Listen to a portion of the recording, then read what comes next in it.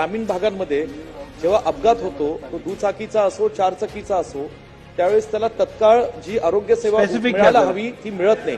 बालमंत्री महोदयांना specific विषय असा आहे की ह्याच्या बाबतीत मागासपासून उत्तर मिळत असताना ह्याच्यात असं सांगण्यात आलं की ह्याच्यात कारवाई करू, अवेअरनेस क्रिएट करू, परंतु शाळेमध्ये पूर्वी RSP रोड सेफ्टी पोलीस नावाचा एक त्याच्यातला प्रशिक्षण दिलं जात होतं शालेय विद्यार्थ्यांना आणि त्यातनं शालेय जीवनामध्ये विद्यार्थ्यांना त्याच्यातला एक चांगली जाणीव आणि अवेअरनेस क्रिएट होतं।